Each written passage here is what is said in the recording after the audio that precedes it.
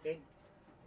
Muli, nagbabalik ang inyong maliit na lingkod na walang sawa na sa inyo ay nagpapaalala, sumasamo na inyong pakinggan at unawain upang inyong matupad ang buong kautusan na ay binaba ngayon ng ating Panginoong Kristo Ama dito sa lupa at dito rin sa huling araw. Ayan mga kapatid, huling araw natin ngayon. Ang ibig sabihin kasi ng araw ay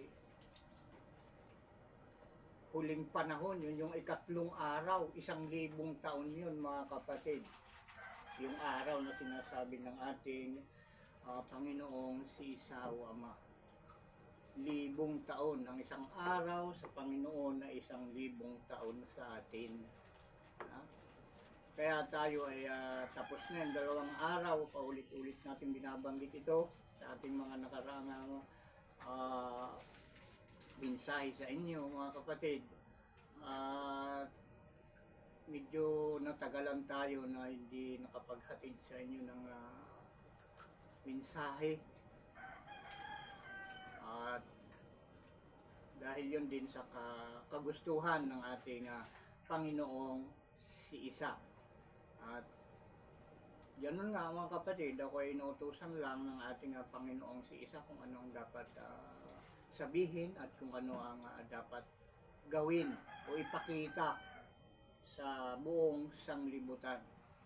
At bago tayo pumunta o madako sa mensaheng ito dito sa huling araw mga kapatid, dahil dito sa huling araw dito magaganap ang lahat ng mga kahuli-hulihang mga mangyayari. Ayan, bago ang lahat mga kapatid, inuulit ko sa inyong lahat ng mga nakikinig at sumusubaybay sa palatungtunang ito na ibinaba ng ating Ama na mula sa langit ng mga langit, ang biyaya at awa ng ating Ama sa pamamagitan ng Espiritu ng kanyang panganay na anak na si Isa na ating Panginoon ng mga Panginoon at ating Hari ng mga Hari ay sumainyo nawang lahat. Siya nawa at siya nawa. Siya nawa. Mga kapatid, bigyan sana kayo ng ating Panginoong si Isaw Ama ng unawa sa mga salitang ito na inyong maririnig. Siya nawa. Siya nawa. Kaya ako binabanggit palagi ito mga kapatid, itong palatuntunan ito na mula sa ating Ama, dahil ito yung nakasulat na ating mababasa sa unang Korinto 15:52. Tingnan natin mga kapatid. Huwag na tayo magpapaligoy-ligoy dahil ang oras talaga palagi nating hinahabol. Unang Korinto 15:52. 15:52.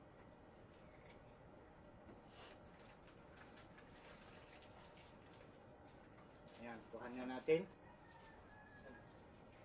Ito yung palagi nating binabanggit mga kapatid. Kailangan kung ikaw ay nakikinig dito, palagi kang may hawak na Biblia o banal na kasulatan mga kapatid.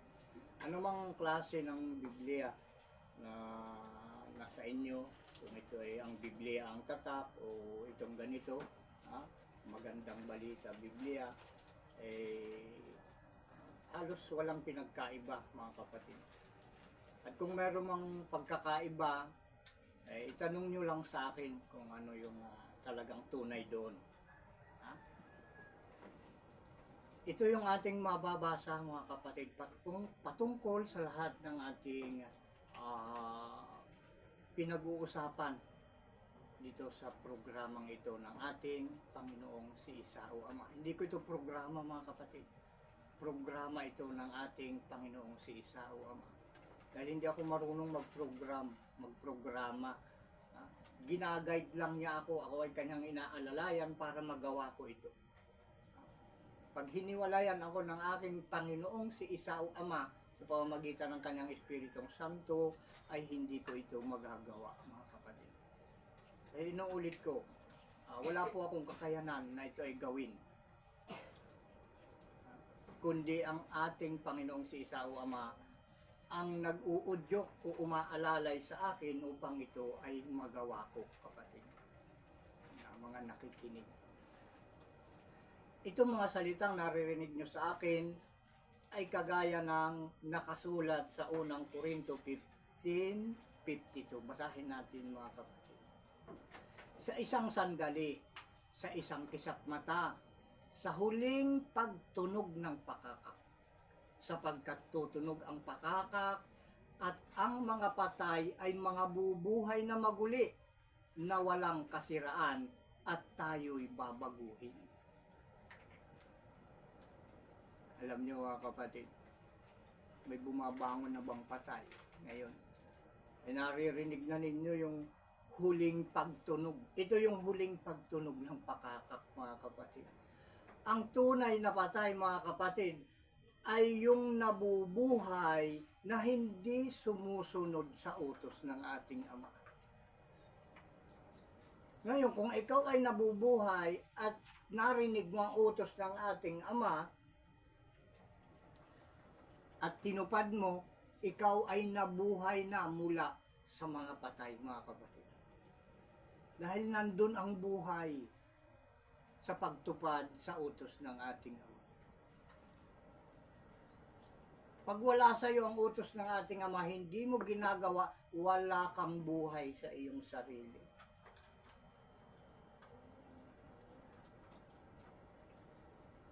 Ano nga nyo mga kapatid? Akala nyo yung mga nasa libingan magsisipagbangon. Sa palagay ko meron din mga kapatid, pero hindi lahat.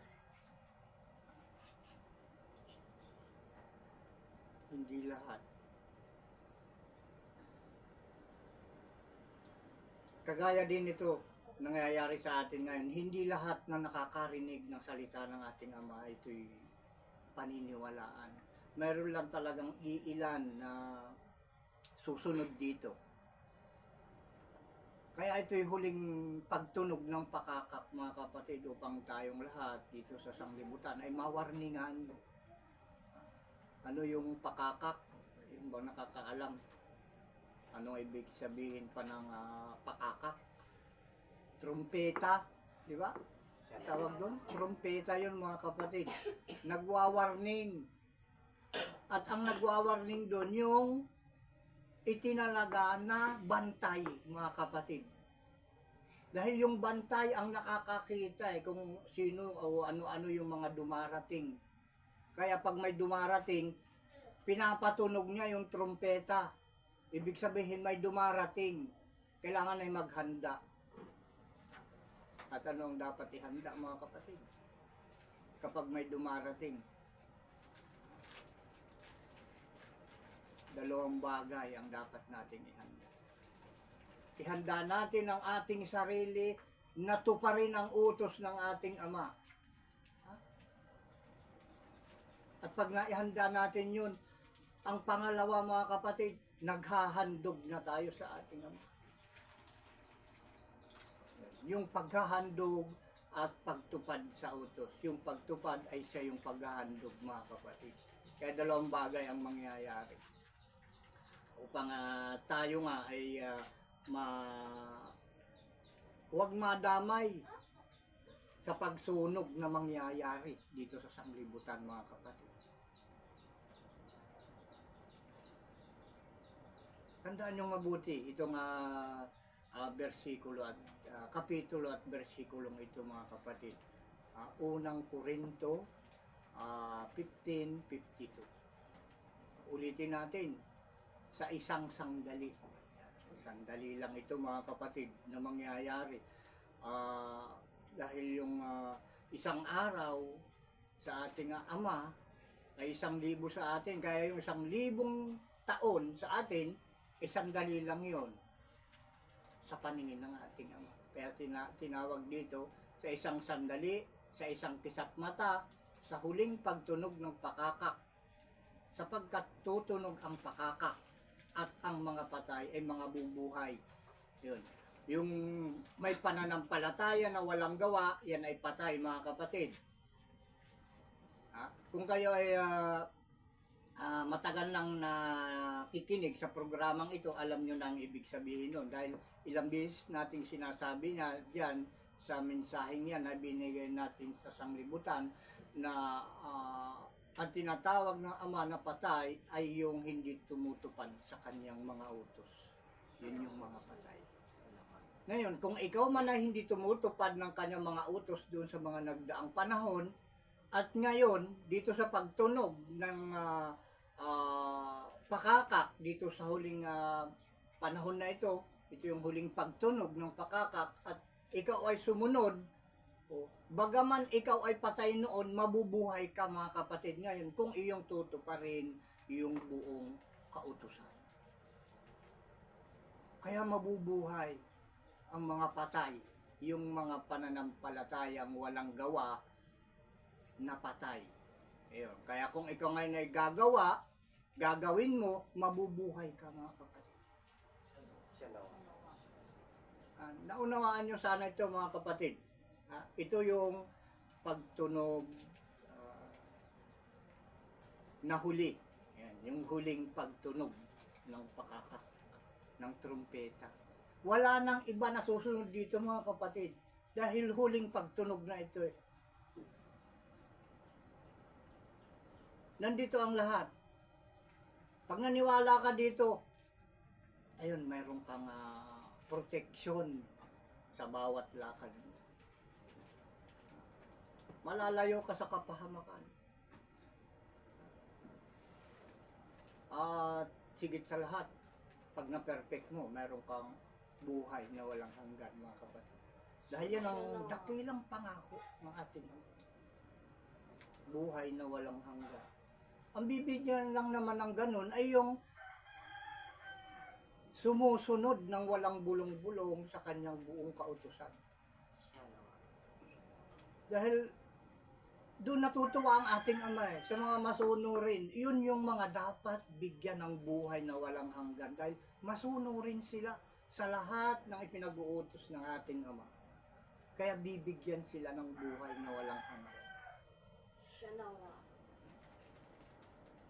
Inuulit ko mga kapatid, ang binibigyan lang ng Ama ng buhay na walang hanggan, yung sumusunod sa buong kautusan. At ito nga, binabanggit natin ito dahil may paglipol talaga na mangyayari mga kapatid. Para maiwas ka doon sa paglipol, pagsunog, na magaganap. Diba, sa mga hindi pa nakakaalam, akala ng iba wala nang paglipol talaga. Dahil maraming relihiyon na nagtuturo na hindi nalilipulin.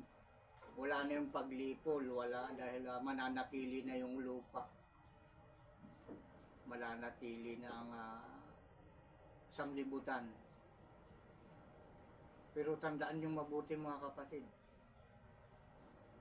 Tunay na mananatili ang lupa at ang langit, pero ito babaguhin. Kagaya ng isang bahay mga kapatid, pag luma na, nabubulok na, inaanay na, hindi man yun naalisin pero babaguhin, lilinisin mga kapatid. Para yung mga luma, yung mga nabubulok, tatanggalin yun mga kapatid. At yun yung mga itatapon sa apoy. Yung mga luma, mga nabubulok. Ibig sabihin, yun yung mga walang kabuluhan mga kapatid. Aalisin yun ang ating Ama. Kaya sabi nga kabulukan, yung mga kabulukan, mga gawain, pananalita, mga ikinikilos sa araw-araw, mga paniniwala na hindi naman itinuro ng ating Ama. Yun yung mga kabulukan, yun yung nagpaparumi sa lupa. Kaya babaguhin ang lupa mga kapatid. Sabi ng sa English ay i-renovate. Tama ba yun? I-renovate, babaguhin. Ayan, basahin natin mga kapatid dun sa Jeremias 7:20. patungkol sa pagkasunog, pagkatupo. Dahil yung bakal, mga kapatid, pag yan ay kinain na ng kalawang, ha? Ang pinakamainam na gagawin mo dyan para rin ay mabago ang itsura, mawala yung kalawang, ang pinakamainam na gagawin mo dyan at ipang lilinis mo dyan ay apoy, mga kapatid. Kaya nga may tunawan tunawan ng bakal, at yun ay apoy, mga kapatid. Binabago yung itsura ng bakal sa pamamagitan ng apoy. Ay ganun din ang mangyayari sa sanglibutan, mga kapatid. Kita nyo, basahin natin yung mga laman ng banal na kasulatan patungkol sa pagkalipol o pagkasunog na mangyayari sa sanglibutan. Unang-una, basahin natin Jeremias 7:20. Jeremias 7:20. Tuloy pa ba yung pa natin? Pansinin nyo mabuti.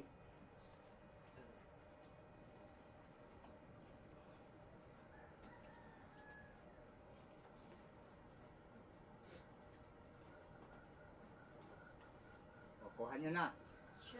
Basahin kagad natin. Kaya't ganito ang sabi ng Panginoong si Isaw, Ama. Narito ang aking galit at ang aking kapusukan ay mabubuhos sa dakong ito, sa tao at sa hayop at sa mga punong kahoy, sa parang at sa mga bunga ng lupa, at masusupok at hindi mapapatay. Kita niyo, mga kapatid, walang pipiliin. Ha? Sino-sino yung mga masusunog, masusupok, ibig sabihin, matutupok. Diba? Magiging abo. Ha? Tandaan, sino-sino, ano-ano yung mga masusunog. Mabubuhos ang kapusukan, ang aking kapusukan ay mabubuhos sa dakong ito, sa tao, sa hayop, sa punong kahoy sa parang, at sa mga bunga ng lupa, masusupok at hindi mapapatay. Kita niyo? Diba? Andun pa sa Sipanyas 1:18. Sipanyas 1:18. Mabagal tayong maglipat ng mga kapatid. Sipanyas 1:18.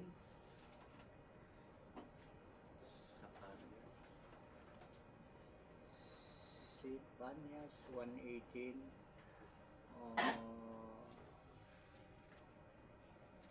Ezekiel.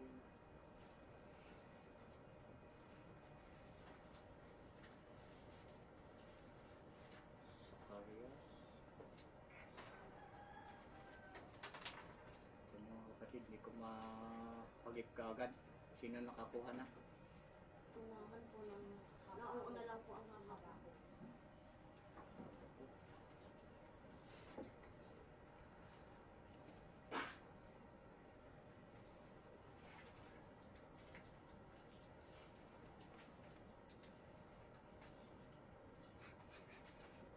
Mikas.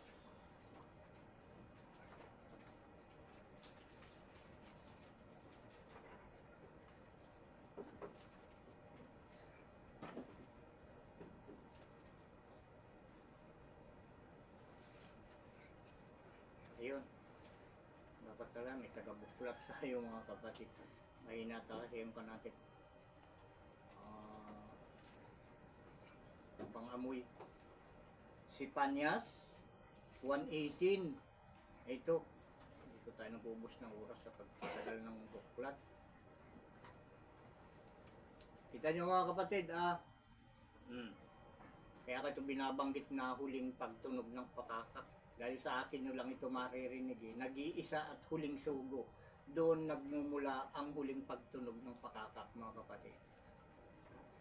Basahin natin si Sipanyas 1:18, kahit ang kanilang pilak o ang kanilang gintuman ay hindi makapagliligtas sa kanila sa kaarawan ng kapuutan ng Panginoon, kundi ang buong lupain ay masusupok sa pamamagitan ng apoy ng kaniyang paninibugho, sapagkat wawakasan niya, oo, isang kakilakilabot na wakas nilang lahat na nagsisitahan sa lupain. Kita mo, lahat na nagsisitahan sa lupain. Kita nyo, ibig sabihin, damay din ba kami, mga kapatid? Dahil lahat kasama kami dun sa lahat. Kaya sasagutin natin ito, mga kapatid, kung madadamay nga ang inyong lingkod na nagsasalita sa inyong harapan. Huli natin babanggitin, tatapusin mo natin lahat itong buwan na ito. Lahat masusupok, di ba mga kapatid, nakalagay. Dahil ang ating Ama, hindi yan sinungaling. Sinasabi kang katotohanan. Siya nawa. Walang kasinungalingan sa kanya. Yan ating lubos na pinananampalatayanan natin yan. Yung mga salitang yan. Andun ba sa Isaiah 5:24? Balik tayo. Isaiah 5:24.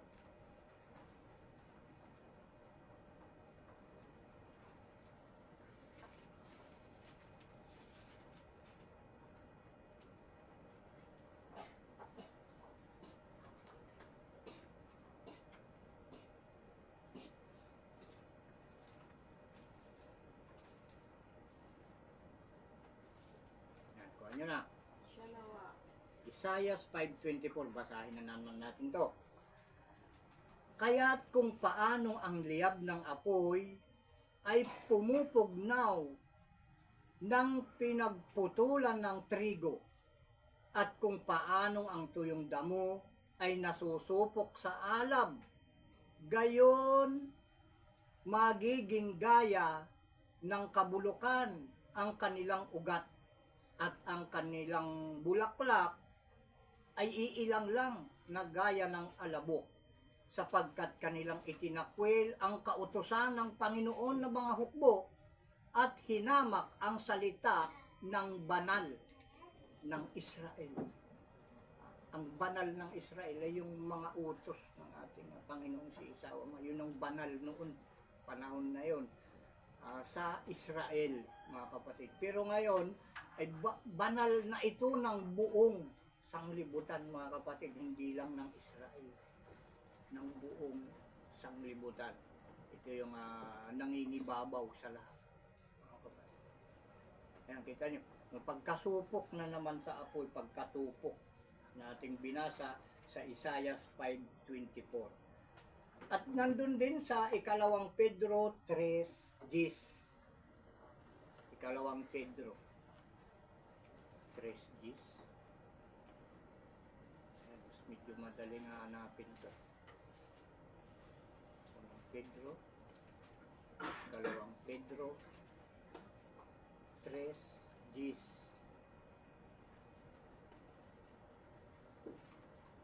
Ayan.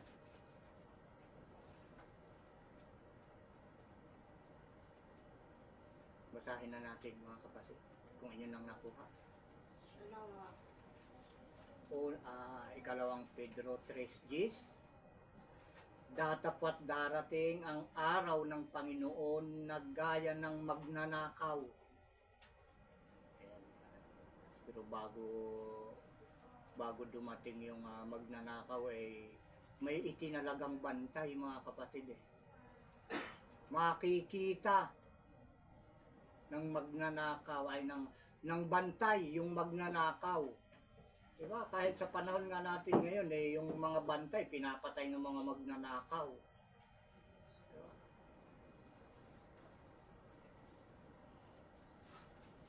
Ang araw ng Panginoon, darating ang araw ng Panginoon na gaya ng magnanakaw, na ang sangkalangitan sa araw na iyan ay mapaparam. Ibig sabihin, mapupunas, mawawala. nakasabay ng malaking ugong. Malaking ugong.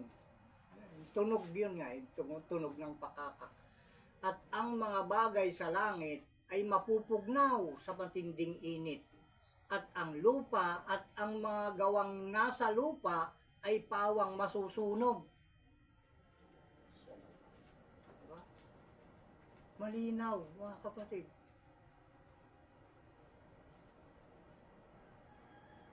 Ang sangkalangitan, mawawala kasabay ng malaking ugong. At ang bagay sa langit ay mapupugnaw sa matinding init. At ang lupa at ang mga gawang nasa lupa ay pawang masusunog. Lahat ng nasa lupa ay pawang masusunog. Ngayon mga kapatid, iniisip ninyo, ay lahat pala ay masusunog. Lahat ng may buhay, tao, hayop, mga kahoy, lahat nga eh. Pati yung mga gawa na nasa lupa, pawang masusunog mga kapatid. Ngayon mga kapatid, damay ba? Damay ba kami mga kapatid? O kung kayo gusto nyo rin sumunod, madadamay din ba kayo? Mayroong hindi masusunog mga kapatid. Siya nawa. Mayroong hindi madadamay sa siya nawa. Kung nasaan ang espiritu ng ating Panginoong si Isa o Ama, hindi katatamaan ng apoy mga kapatid. Lahat ng kapahamakan mawawala, hindi lalapit sa iyo. Kung nasa iyo ang espiritu ng ating Panginoong si Isa o Ama. At ang kanyang espiritu mga kapatid ay ang kanyang mga utos. Siya nawa.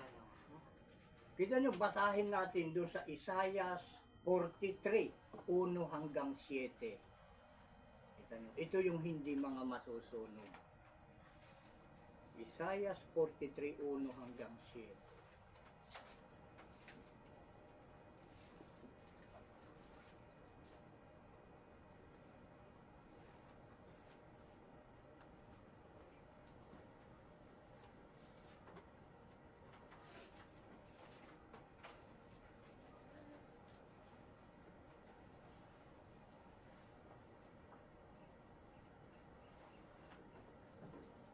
Yan. Ano na? Siya nawa. Ayan, basahin natin mga kapatid, tandaan yung mabuti. Ito ang mga hindi masusunog. Basahin natin.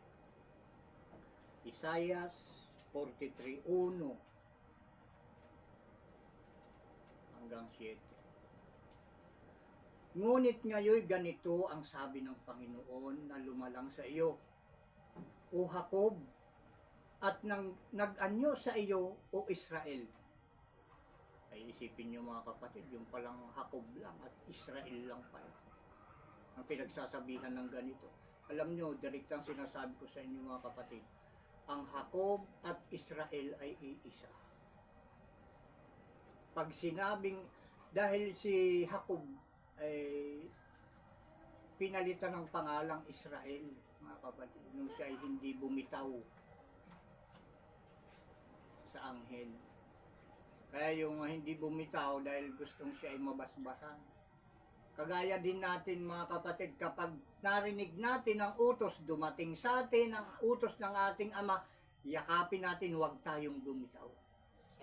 Ang tawag sa atin ng ating Panginoong si Isa o Ama ay Jacob o Israel. Siya nawa. Kaya dito, yung mga kumakapit sa utos ng ating Ama, ito ang sabi ng ating Panginoong si Isa. Ulitin natin.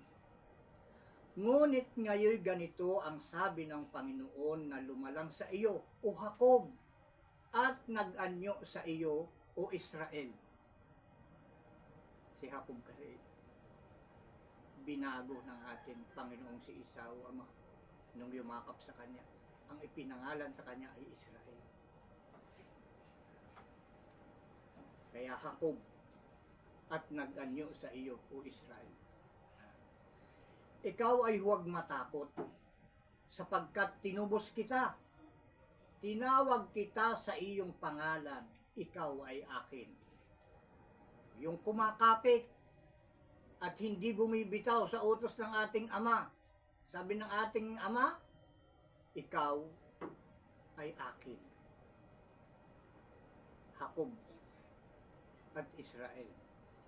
Pagka ikaw ay dumaraan sa tubig, ako'y sasa iyo. At sa mga ilog ay hindi katatakpan niyaon. Pagka ikaw ay lumalakad sa apoy, hindi ka masusunog. Diyan mga kapatid. O magniningas man ang alab sa iyo. Hindi lilingas yung apoy kapag dumaan ka doon. Umalapit ka sa apoy, hindi maglilingas yon. Sapagkat ako ang Panginoon mong si Esau, Ama, ang banal ng Israel, ang tagapagligtas sa iyo. Aking ibibigay na pinakatubos sa iyo ang Ehipto, ang Ethiopia at ang Siba. Yamang ikaw ay naging mahalaga sa aking paningin at kagalang-galang at aking iniibig ka. Kaya't magbibigay ako ng mga tao na pinakatubos sa iyo at ng mga bayan na pinakatubos sa iyong buhay. May gagamitin pala sa nakapalit ng ating mga buhay. Kung tayo ay kakapit at hindi bibitaw sa kanyang buong kautusan, mga kapatid. Huwag kang matakot sapagkat ako'y sumasa iyo. Aking dadalhin ang iyong lahi mula sa silangan at pipisanin kita mula sa kanluran. Kalunuran nakasulat dito, pero kanluran na ibig sabihin ito, mga kapatid. Aking sasabihin sa hilagaan, bayaan mo, at sa timugan, huwag mong pigilin. Dalhin mo rito ang aking mga anak na lalaki na mula sa malayo, at ang aking mga anak na babae na mula sa wakas ng lupa.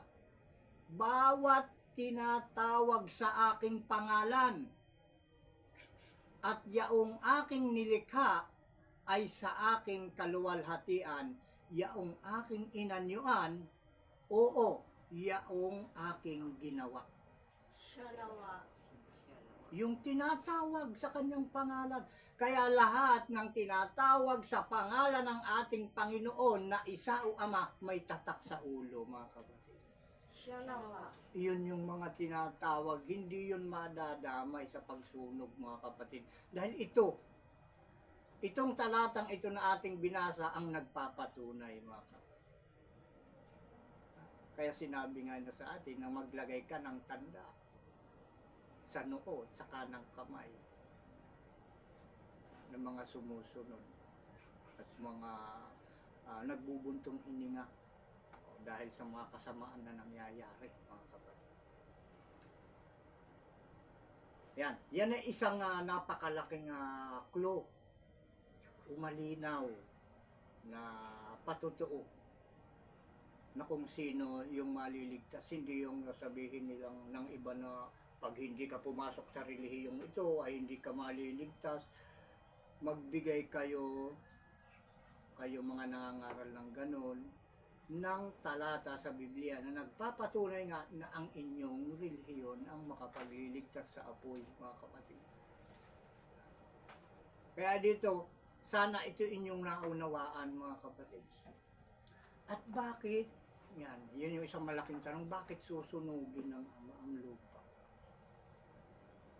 Ang sanglibutan, bakit susunugin? Dahil, mga kapatid, ang lupa ay nadumihan. Nabubulok na, kabulukan. Karumihan kasi, ibig sabihin, pag karumihan, yan ay kabulukan. Pag ang mga maruming bagay kasi, mga kapatid, yan ay tinuturing ng ating Ama na kabulukan. Marumi nga eh. Di ba? Kapag marumi, ibig sabihin, kailangang linisin, alisin yung dumi, mga kapatid. Kaya tinatawag niya binabago ang lahat ng bagay. Babaguhin, lilinisin ng ating Ama. Ito yung mga salita na makapagpapatunay na ang sanglibutan ay nadumihan, mga kapatid. Basahin natin doon sa Jeremias 3:1 hanggang 9. kung bakit kailangang sunugin upang mabago ang sanglibutan dahil nadumihan mga kapatid. At ano ang nakapagparumi sa sanglibutan? Ha? Ayun, basahin natin sa Jeremias 3:1 hanggang 9. Hanapin natin yung Jeremias.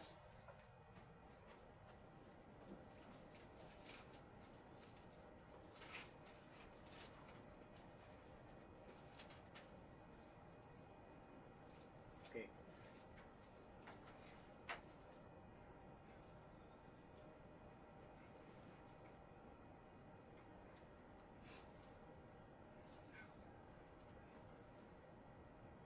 Ano yung binanggit natin kanina? Jeremias. 3:9 hanggang 11. Yes, uno hanggang 3:1. 3:1 hanggang 9. dalawa. Ayan, basahin na natin. Tingnan nyo mga kapatid, maalalaman ninyo kung bakit marumi at kailangang linisin ang sanglibutan mga kapatid. Ha?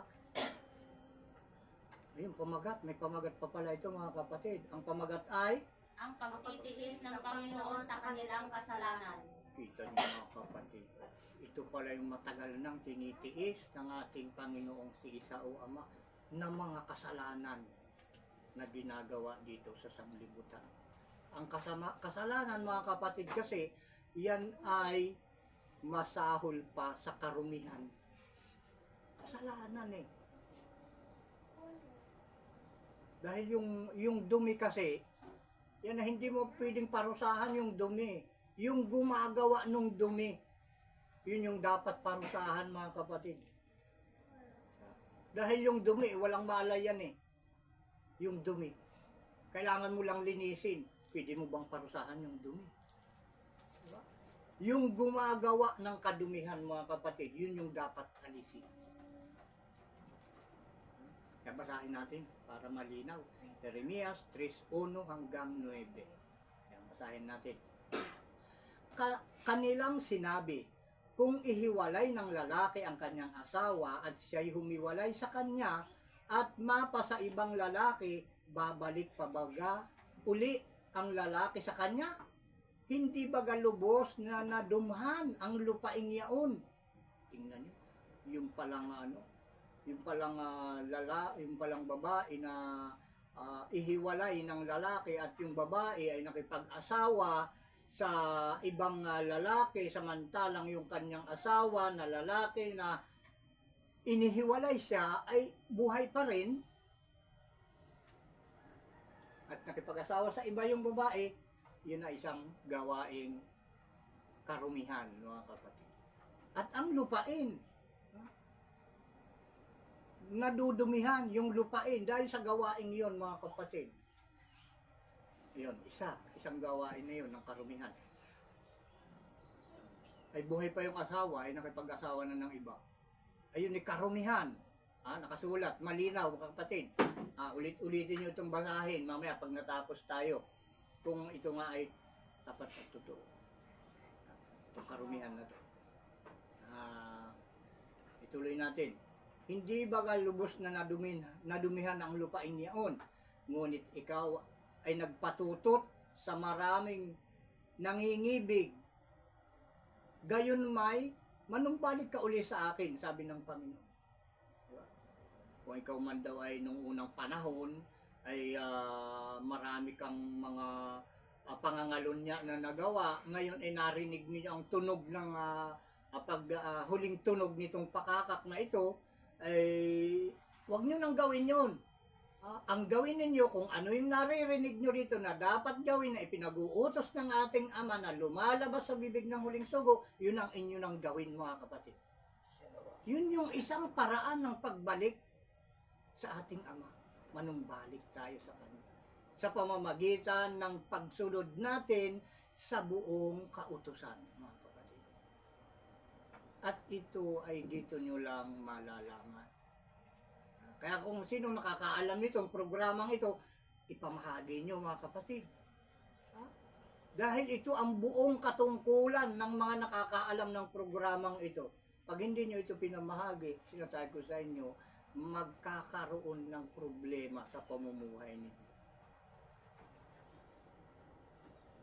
kahit hindi kayo kamiyembro dito, pag nalaman nyo ito, ipamahagi ninyo.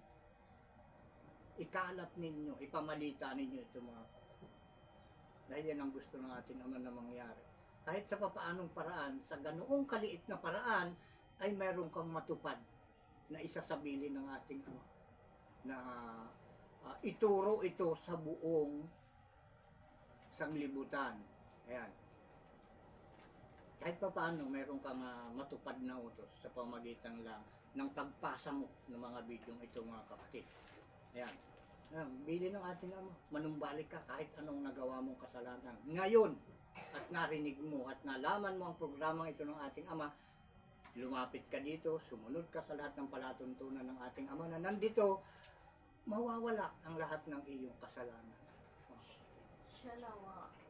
Malilihis ka sa galit ng ating Ama.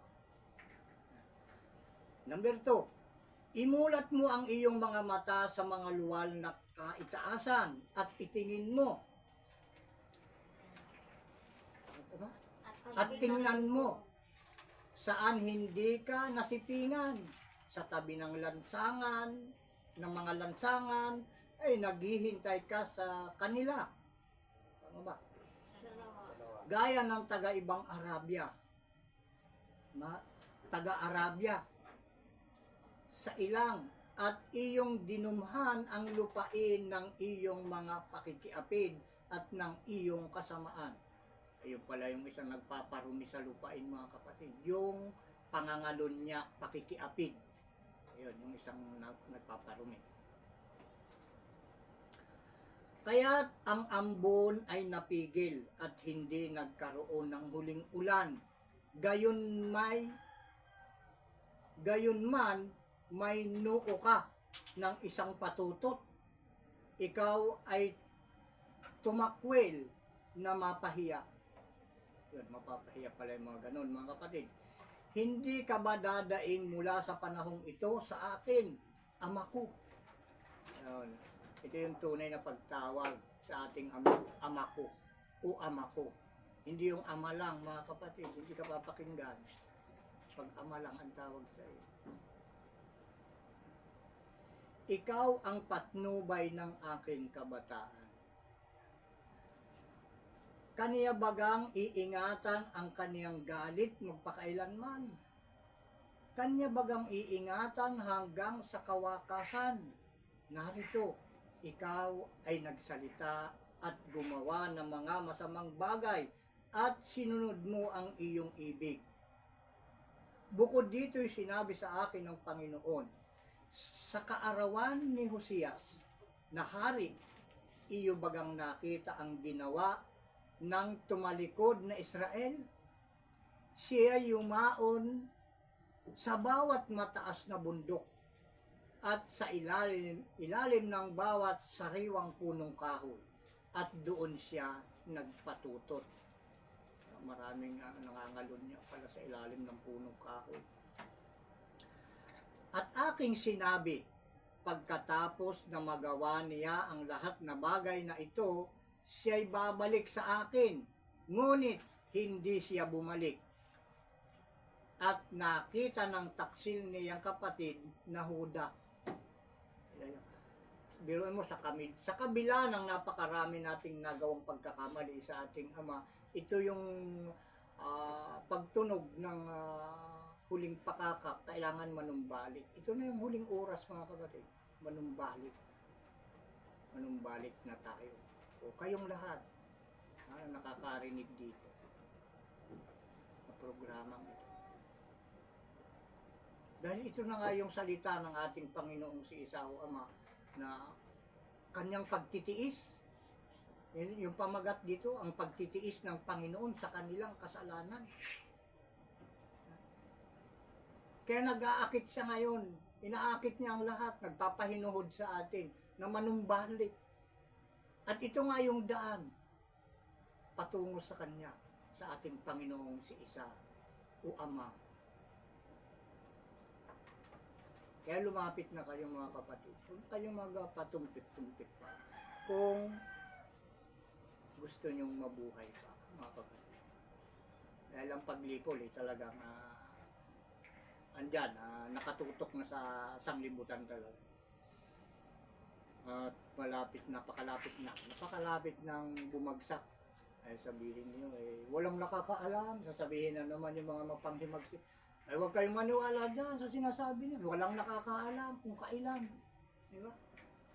Kahit ako hindi ko talaga alam yung araw at oras, pero yung taon, alam ko mga kapatid.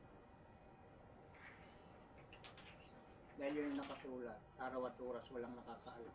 Pero hindi niya sinabi na sa taon ay walang nakakaalam. Araw at oras lang, yung taon. Kaya ito nga yung taon na tumutunog bilang panghuli itong pakakak na ito mga kapatid. Dahil ito yung taon. At ang taon na ito, 1,000 taon. Hindi matatapos itong year 3,000. Hindi tayo aabot ng 3,000 mga kapatid. Dahil nandito na tayo, nakasakay na tayo sa ika-3,000. Hindi nalalampas dito sa taong ito.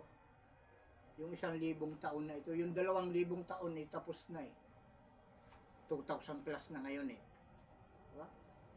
Kaya tapos na yung 2,000. Nasa ikatlo na tayo. Ikatlong araw na tayo mga kapatid. Ito yung pagbangon ng mga patay.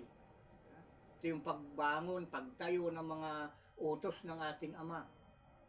At sa pamamagitan nga ng itong pamilyang ito na inutusan ng ating Ama na tumupad, ay dito nyo makikita at malalaman ang buong kautusan ng ating Ama. Okay, nasaan na tayo? Number 8. Sa 8 po. Nasa 6 na tayo. Hanggang may bilang ba tayo dito? Dalawa. 6? 8. 8 na tayo ngayon. Dalawa.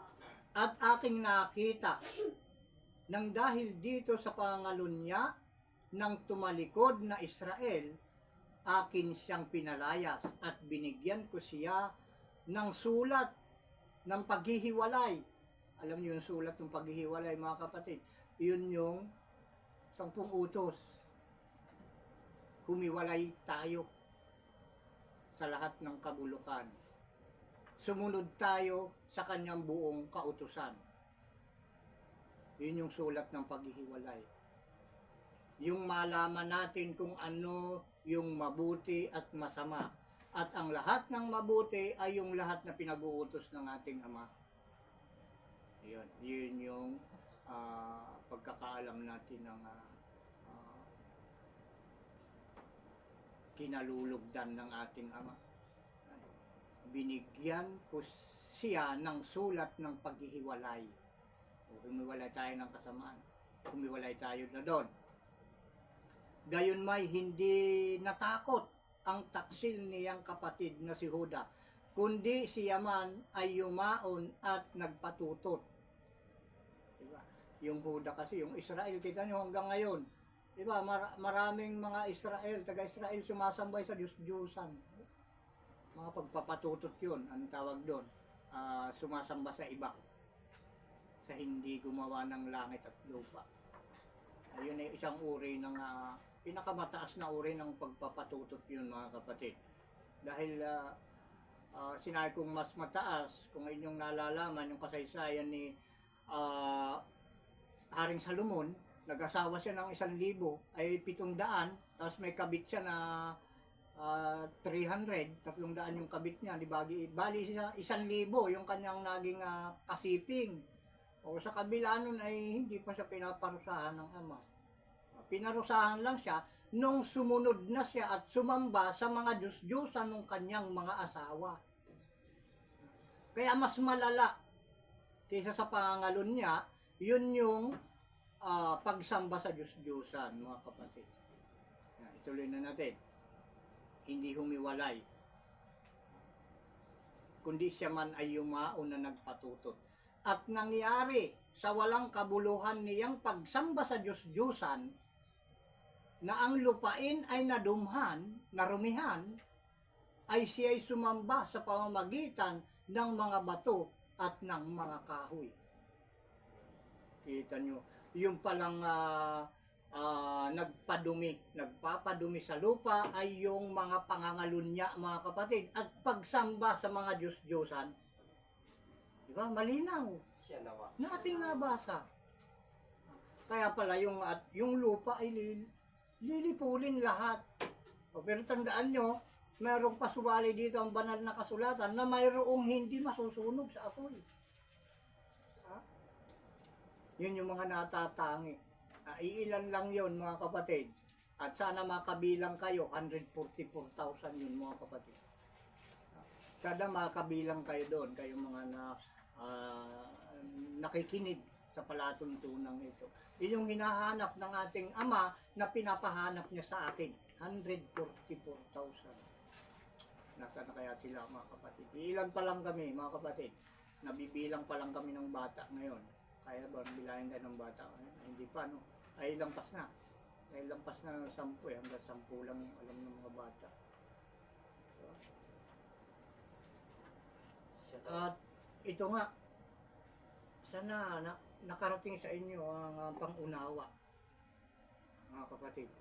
Dahil pag hindi pinarating sa inyo ang pangunawa, nako, napakalabo kayong madamay sa kaligtasan ng ating Ama. Kaya manalangin kayo, mga kapatid, na mga nakikinig, na sana bigyan kayo ng pangunawa ng ating Ama sa mga bagay na ito.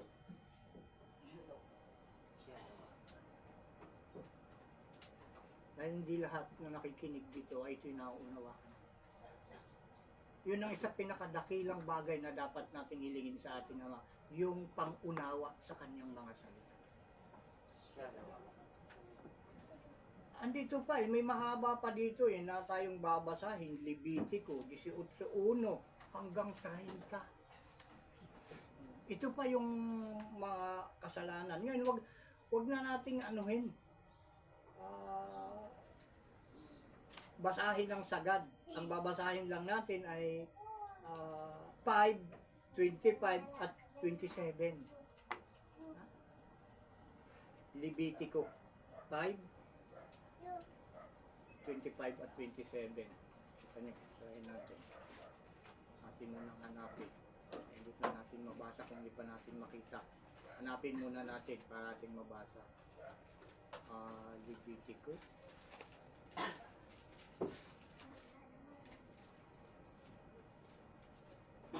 Levitico 18. 18.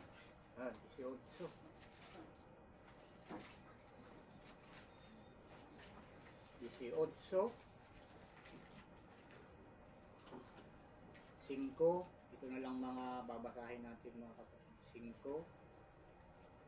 At tapos ay 25 at 27. 25 hanggang 27.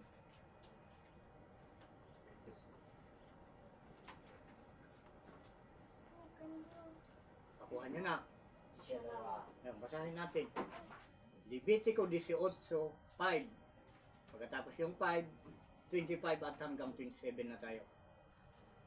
Tuparin nga ninyo ang aking mga palatuntunan at ang aking mga kahatulan na ikabubuhay ng mga taong magsisitupad. Ako ang Panginoon. Siya nawa. Siya nawa. Siyempre, hindi ka nga tatamaan ng sunog. Kaya mabubuhay ka kapag tumupad ka. Palatuntunan, kahatulan.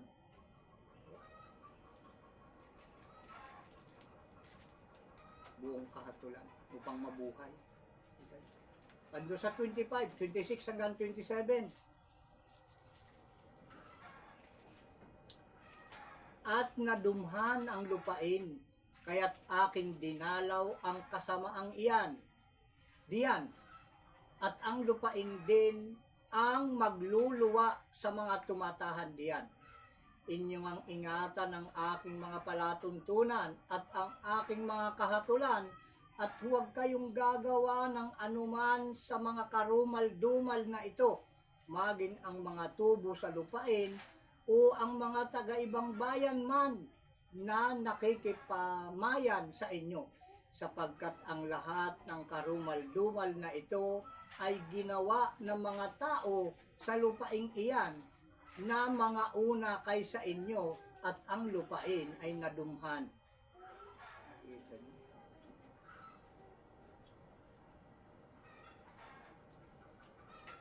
Napakahaba mga kapatid.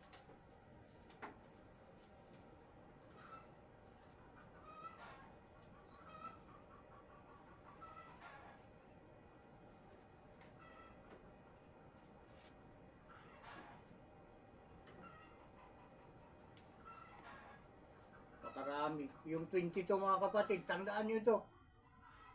Levitico 18:22. Basahin natin. Huwag kang sisiping sa lalaki na gaya ng babae. Karumal-dumal. Siya Siya nawa. nawa. Ano nakakasuka? Karumal-dumal. Hindi ba matatawag na karumihan yon mga kapatid? Yung karumal-dumal. Anong pagkaalam nyo sa karumal-dumal? Ang isang salita na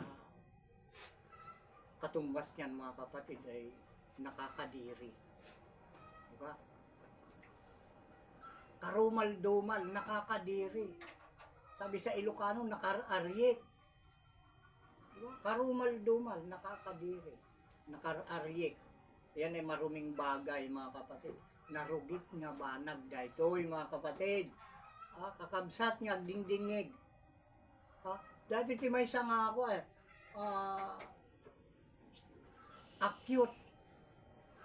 akyot nga basol na mapaspasamak mga kapatid. Akyot nga sakit nga basol mga kapatid. Ando sa 1822, huwag kang sisiping sa lalaki ng gaya sa babae. Karumal-dumal nga. Yung mga gumagawa nito, napakarami mga kapatid. Meron pa nga ikinasal. Napakasikat na tao andyan sa television, di ba? Ay kinasal sa ibang bansa pa daw tayo. Diba?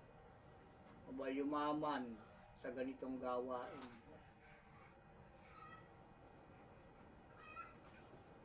Ito mga nabanggit natin ito mga kapatid, napakarami ito. Basta basahin yung buo ito, itong Levitico 18 hanggang 30.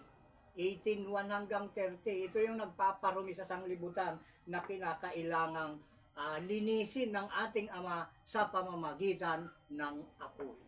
Siya nawa.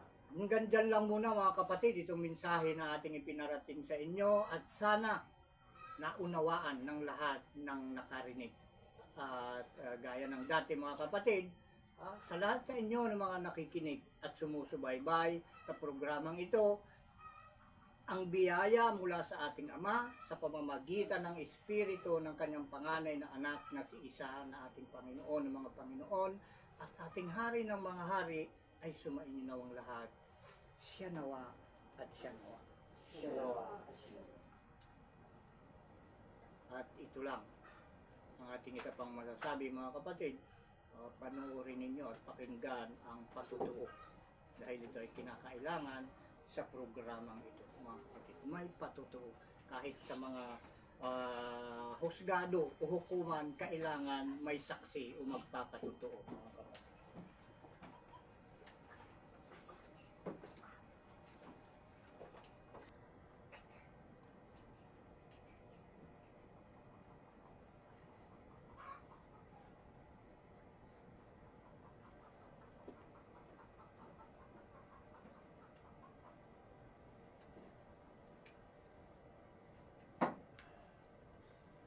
Taas natin ang ating kanang kamay. Sabay-sabay tayong magpapatutuo.